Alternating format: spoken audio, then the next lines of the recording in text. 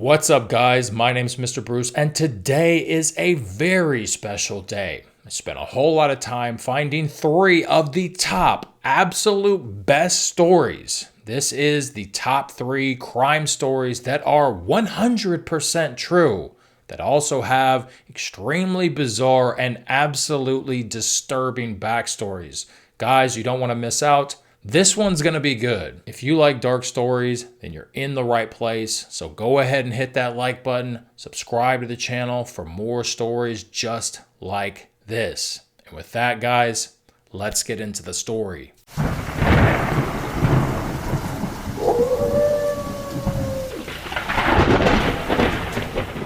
It was a chilly, pitch-black night in 1965 on the tiny island of Jersey, located 14 miles off the coast of Normandy, France in the English Channel. Physically tiny, only about 9 miles wide by 5 miles long. And for over a decade, a serial criminal terrorized the tiny island in the most horrific way imaginable. If you lived there at the time, you didn't just feel safe, you left your front door unlocked. Crime simply was non-existent. Inside a remote rural cottage, a teenage girl named Sarah goes to sleep, completely unaware that someone is watching her from the dark woods behind her house. She wakes up to the sound of the floorboard creaking. She looks towards the doorway and a massive shadow steps into the moonlight that's piercing through the black room from the window. It has no face, just a grotesque hand-stitched rubber mask with hollow eyes. Simply horrifying, enough to cast pure dread even to adults in broad daylight. The figure lunges forward with extreme speed and frightening strength. She tries to fight him off, but her hands get sliced open. His coat is entirely lined with sharp, protruding carpet tacks and nails, making it impossible to grab him without serious injury. He whispers to her and drags her out of her home into the dark woods behind her house, commits the assault, and vanishes into the black fog at the edge of the property. For years, that phantom disappearance was the only footprint left behind, until a routine traffic stop blew the case wide open. Jersey Island population, 60,000. How could a monster hunt undetected over the span of 14 years on a small rock in the English Channel? It bears witness to the true psychological horror that he wielded. This is the terrifying true story of the Beast of Jersey. The rumors and stories floating around the island of the masked beast, paralyzing. Year after year of cases and assaults stacking up inside this small population left a close-knit crime-free community infected with dark thoughts that a culprit could very well be your neighbor. His MO? Home invasions. Under the cover of pitch black night, he would break into secluded rural family homes. He didn't just target empty houses. He deliberately entered occupied bedrooms while families were asleep, dragging sleeping children and abducting young women straight out of their beds and pull them into the cold, dark wooded fields behind their homes or the back of his gray van to assault them violently.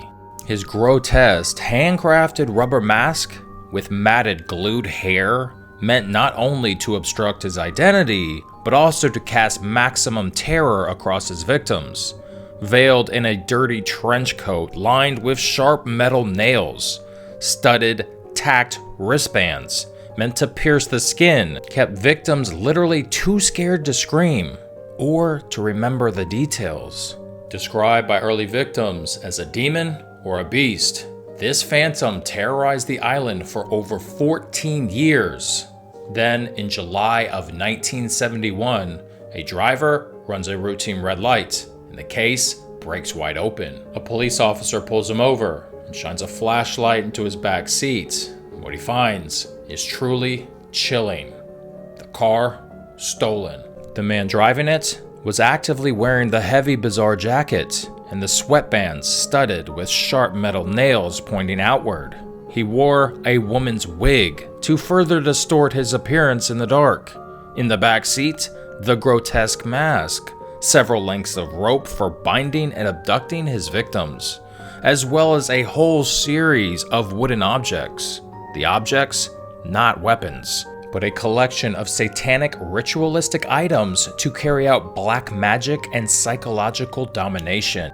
When police pulled him out of the car, he fought with the officers violently, but when they finally pinned him down, he gave a last-ditch effort to escape. He claimed that he was part of a secret society and that he was on his way to a sex orgy. His name was Edward Paisnel, and for 14 years he terrorized the island of Jersey, obsessed with black magic, witchcraft, and the 15th century French serial killer Gilles de Rais, whom Paisnel believed he was a direct reincarnation of. When police raided his home, they found a single secret and windowless room behind a false cupboard.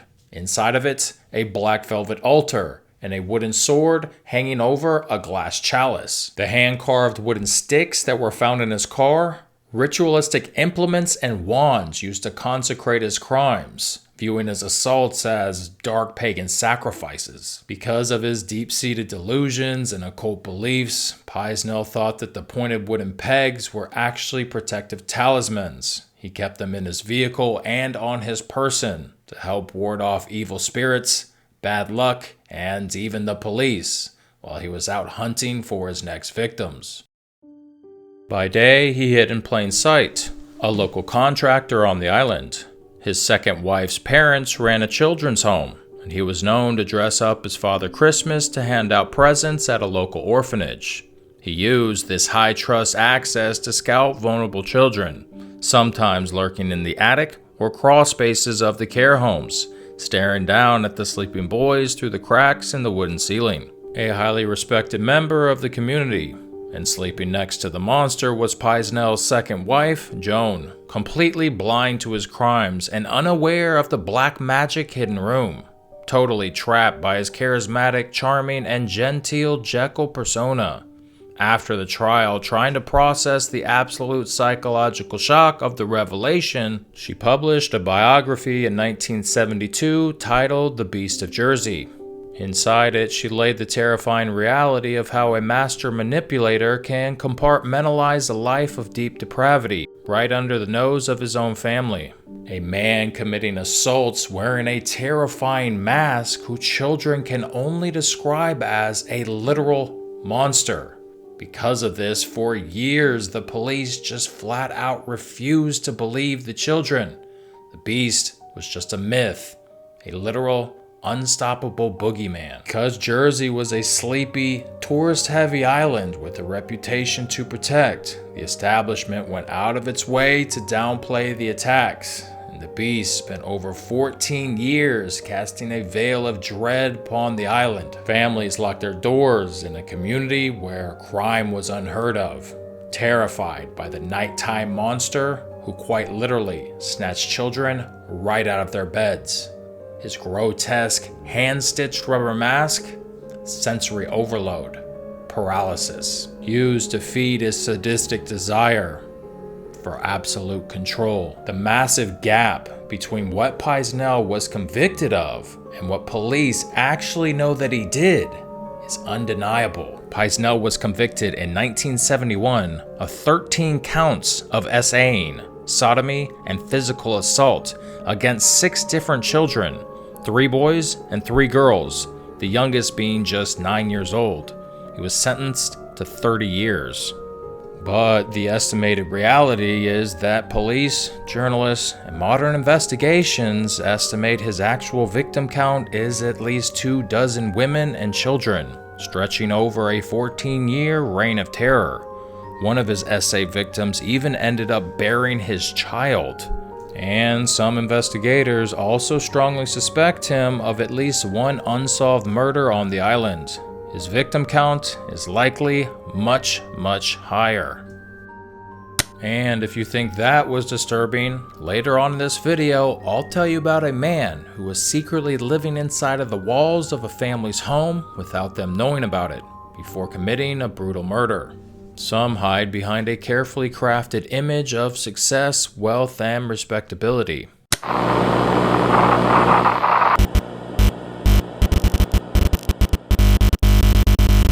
In In April of 1985, friends of the family arrived for a welfare check after a couple missed a casual weekend game of bridge. The sprawling multi-million-dollar mansion named Loose Chippings lay nestled in the rural foothills of Bedford County, Virginia. But what they found inside looked less like a crime scene and more like a slaughterhouse. Retired steel exec Derek Haysom and his younger artist wife Nancy had been brutally ambushed in their own dining room. The attack was so frenzied and so vicious that both victims were found nearly decapitated on a blood-soaked floor. But what makes this case truly haunting isn't the sheer brutality of that April night. It's the spiderweb of evidence that left investigators nearly paralyzed. 4 different blood types, a bloody sock print, multiple strands of human hair that did not match the victims, and a single mysterious feather. The killers didn't just commit the murder and run. They stayed in the house and used the master bathroom shower to wash off a massive amount of blood. They also made crude attempts to wipe bloody footprints off the floor before turning off the interior lights and leaving the exterior lights burning and locking up. Further complicating things, there were no signs of forced entry. The killers were actually let inside, and they sat down with the Haysoms for casual drinks at the dining room table. 71-year-old Derek was attacked in the living and dining room area. He fought back brutally, sustaining massive defensive wounds. He was stabbed at least 36 times across his torso and back before his throat was slashed completely open, severing his carotid artery. His body was found face down on the slate floor just inside the front door. 53-year-old Nancy was attacked in the kitchen. She was stabbed 6 to 7 times, and like her husband, her throat was cut so deeply that she was nearly decapitated. She was found dead on the kitchen floor, wearing a flowery housecoat. The missing forensic links is what would baffle investigators for decades. Unidentified bloody hair in the sink, and unidentified fingerprints found on a shot glass sitting at the dining room table right near the bodies. To this day, these forensic details have never been matched to either of the suspects or the victims.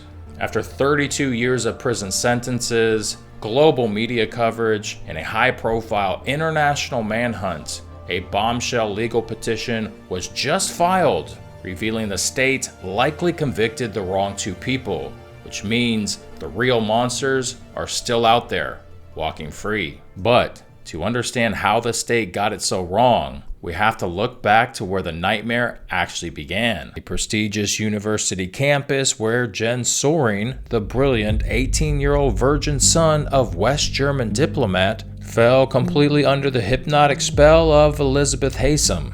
Elizabeth was a beautiful, hyper-intelligent, and deeply troubled 20-year-old daughter of Canadian royalty, daughter to the victims that were to be murdered. Jens and Elizabeth didn't just fall in love. They formed a toxic, dangerous obsession. But before a drop of blood was ever spilled in Virginia, the true horror was already festering in their mailboxes. They began writing massive cross-country manifestos to each other that read less like love letters and more like a cult blueprint. Elizabeth filled pages detailing her intense hatred for her parents, explicitly bragging to Jens that she was practicing occult black magic rituals to force them into fatal accidents, even claiming her dark mental concentration had nearly caused her father to drive off a cliff. But for the impressionable codependent Jens, these letters weren't just teenage fantasy. They became a psychological infection that slowly morphed 2 honor students into architects of a slaughter. On the weekend of the murders, the couple rented a car and drove over 180 miles to Washington, D.C. and checked into a local Marriott hotel. They ordered room service and bought tickets to the movies, which they coincidentally kept to serve as evidence. For all intents and purposes, it was a pretty flawless alibi. The story goes that while Elizabeth stayed behind, prosecutors argued that Jens drove to the Haysom mansion, slaughtered the parents, and returned to the hotel covered in a blood-soaked sheet, stating to Elizabeth, "I have just killed your parents." When police finally closed in months later, the couple didn't break. They went on a massive multi-country international run across Europe and Asia, using fake names before finally being busted for a $5,000 check fraud in London. Jens, terrified and falsely believing his diplomatic father could get him immunity in Germany, gave a full confession. Confession that he immediately recanted once he realized he was facing life in Virginia. Upon the confession, Elizabeth realized that Jen was talking to police and the walls were closing in on her, so she cut a deal. Knowing Jens had already admitted to the physical killings, she pleaded guilty as an accessory before the fact and throwing Jens completely under the bus by detailing the entire plot on the stand.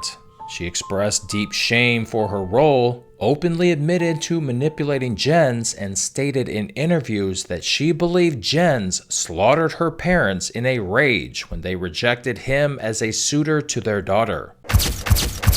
The young couple now pitted against each other, both aggressively minimizing their roles by blaming each other, both claiming that they never set foot in the house and that they themselves and themselves alone were over 180 miles away in Washington, D.C. when the slaughter happened. This made the case a complete nightmare to unravel, especially when you take into account the glaring conflict between the confessions and the actual crime scene. Jens's confession claimed that he acted entirely alone, but the forensic blueprint told a completely different story. The sheer speed and brutality of the dual decapitations, the massive cleanup in the shower, the 4 different blood types scattered across the floor strongly suggested a coordinated team was inside the house. Both Elizabeth and Jens were said to have genius-level IQs. It is entirely possible that their plan all along was to weave a web of conflicting information and evidence meant to confuse jurors and cast reasonable doubts that any particular belief did not line up with all of the evidence. None of Jen Soring's fingerprints, hair, or blood was found at the scene. Another part of the everlasting appeal of the crime to crime junkies, on top of the mountain of conflicting evidence that may or may not have been designed and orchestrated by the couple, is just how young that they actually were. Jen Soring was only 18, and Elizabeth Haysom was only 20. On top of that, their personalities were put on full display to be picked apart when they both took the stand in their defense. On the stand, the physical and psychological contrast between the two was stark, turning the trial into a chilling battle of conflicting personas. Jens took the stand looking like a frail, naive academic, but his demeanor was combative and deeply condescending. He spoke with an aggressive and lecturing tone, frequently clashing with the prosecutors and correcting his grammar. Elizabeth, on the other hand, had a highly distinct, upper-class British accent. She spoke with class and was very articulate, but presented herself as chillingly detached and self-loathing femme fatale.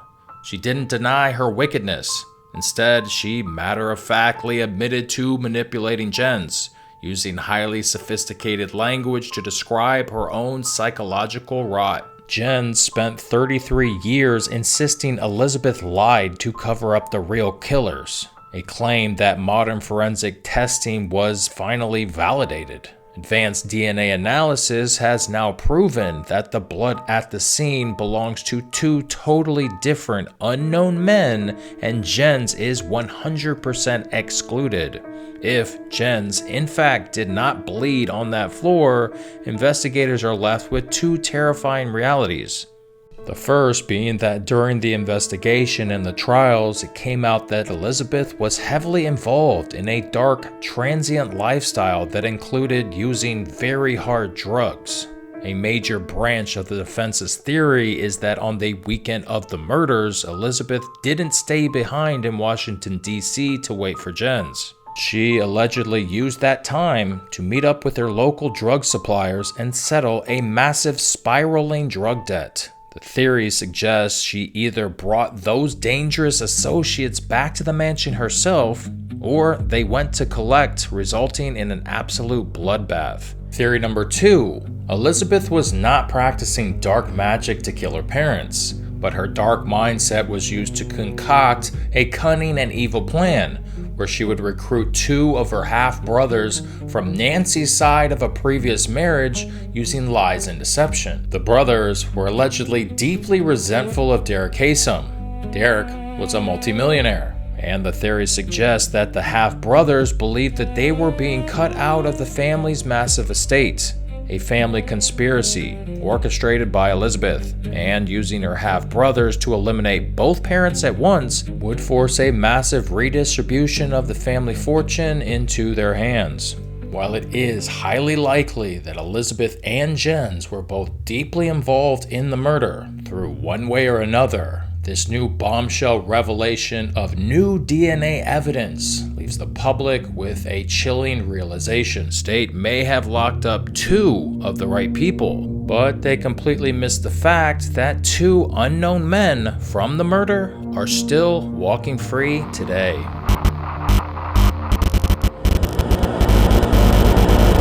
The Beast of Jersey showed just how terrifying a home invasion could actually become. The Haysom Murders showed that sometimes the truth can hide beneath layers of deception and unanswered questions. Our next case takes one of humanity's oldest fears, someone invading your home, and turns it into something far more disturbing. In 1986, a family in Pepperell, Massachusetts began noticing strange things happening inside their home. At first, it seemed like small, easily explainable incidents. Objects were moved. Things went missing, noises without obvious sources, but as the days went on, the family began to feel more and more like something was seriously wrong. Someone or something was watching them. The Bowen family and their 14-year-old daughter named Tina had befriended a troubled young man. This man's name was Daniel LaPlante. One date, that's all that it took for LaPlante to become completely infatuated with their daughter. How Daniel initially learned about Tina is even more bizarre. He wasn't a friend from school. He didn't see her walking one day, and he didn't even know what she looked like. It was completely random. LaPlante randomly dialed phone numbers in his local area code until a young girl answered the phone. He was simply a lonely, troubled neighborhood teenager playing the numbers game on a landline. When Tina happened to pick up, he used a fake persona, masking his true nature to sound charming, polite, and completely normal. But LaPlante wasn't normal at all. During their conversations, he managed to gather enough causal details from her to set up a single date, which unwittingly set off a chain of events that led to the explosive outcome. Tina agreed to the date. However, the second he arrived to pick her up, the illusion shattered. He was unkempt, rough-looking, and deeply awkward. They went to a local movie theater, but the entire experience was incredibly uncomfortable and bizarre for Tina. LaPlante barely spoke, and he acted intensely strange and radiated a creepy, volatile energy. It was so off-putting that the moment the date ended, Tina made it explicitly clear to him that it was completely over. There would never be a second date. But LaPlante refused or was unable to accept the rejection and shifted into an active external stalker. He began hanging around the neighborhood, watching the house, and tracking the family's daily routines. Tina and her sister Karen actually spotted him lurking near the property and hanging around their street several times. But because he was already known in the area as an odd loner, his presence was deeply unsettling. But the family had no idea just how obsessed he had become. A few days later, escalation. The family began noticing missing items from around the house, small trinkets and personal items. Oddly enough, it began with food and milk, the first major red flag. The family would buy groceries only to find loaves of bread half-eaten, as well as snacks that were missing, and gallons of milk drastically depleted overnight. Then it moved to knickknacks and random valuables. Small, sentimental items, coins, and decorations would randomly vanish from tables and shelves, only to reappear weeks later completely in different rooms. Then it became even more unsettling. The Bowen family had recently lost their mother to cancer. LaPlante would sneak into their storage areas and steal some of the late mother's clothing.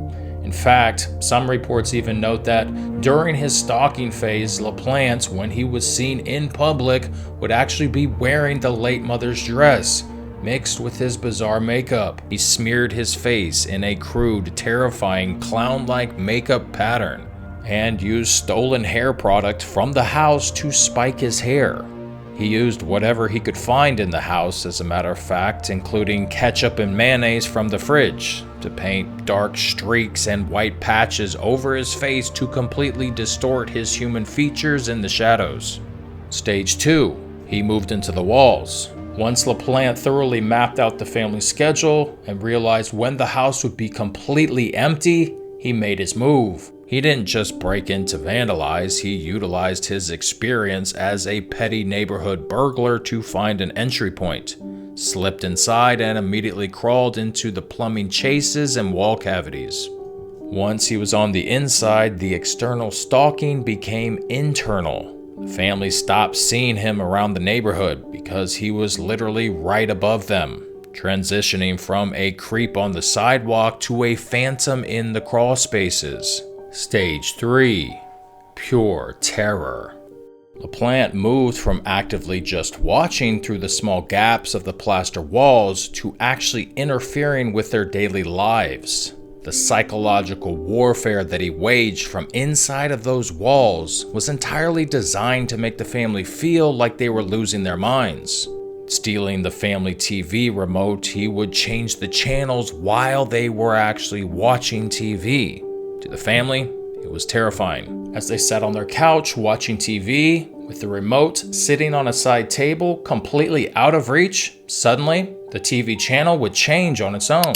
When they changed it back, it would flip again just seconds later. This completely fed into their belief that a poltergeist or a ghost was haunting the home. Once they thought the house was haunted, LaPlante pushed the envelope. Waiting for the house to be completely empty, he would crawl out of his wall space and go into the kitchen and grab condiments like ketchup and mustard from the refrigerator. He then used his fingers to smear crude, taunting messages directly onto the walls, deeply unsettling phrases targeting the girls, which included things like, "I'm watching you," and "I'm back."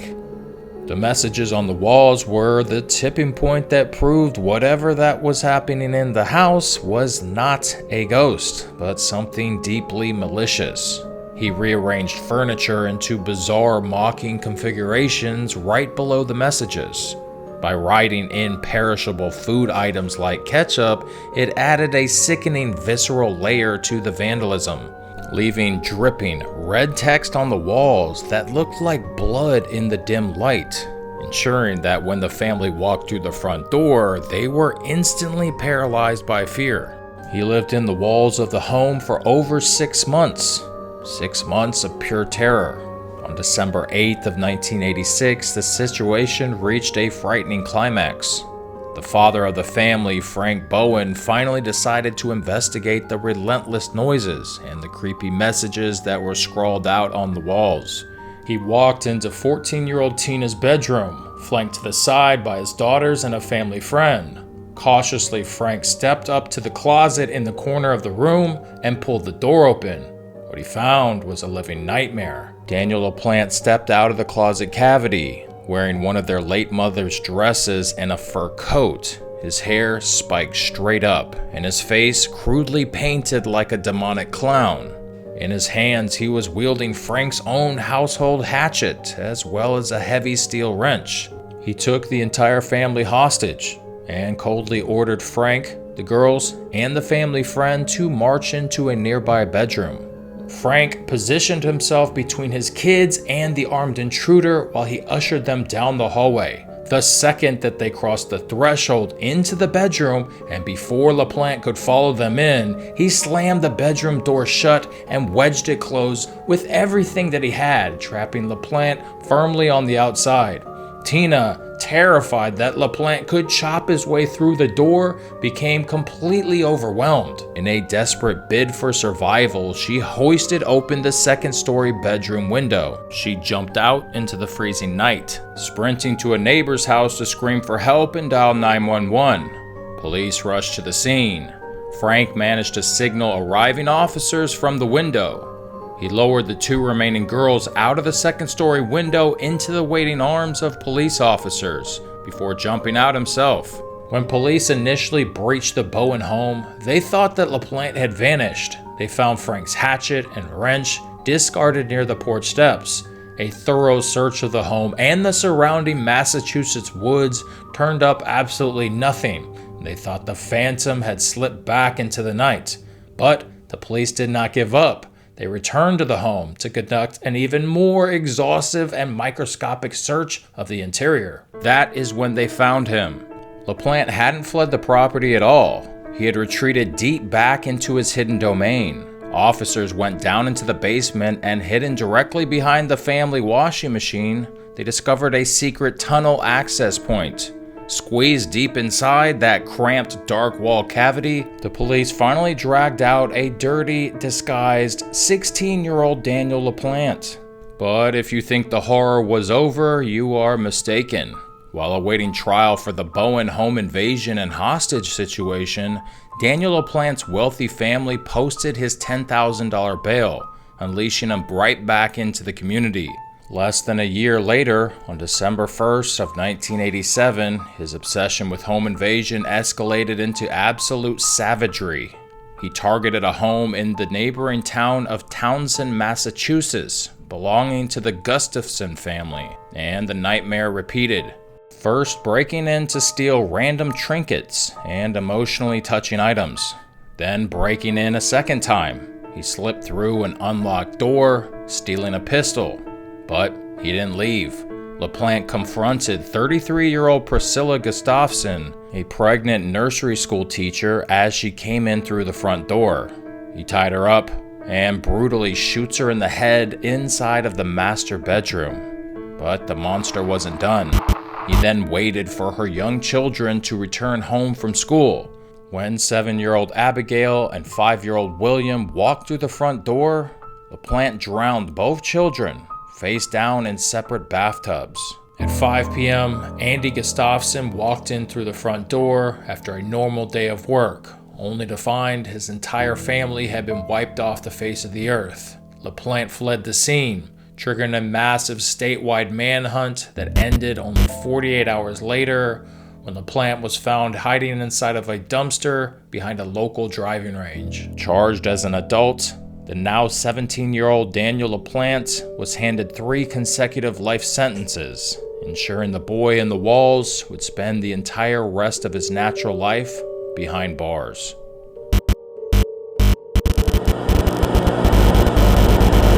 And that's going to do it for today, guys. I hope you had as much fun as I did, because I really enjoyed making these stories. 3 chilling true crime stories with absolutely disturbing backstories. Guys, if you enjoyed the video, do me a favor.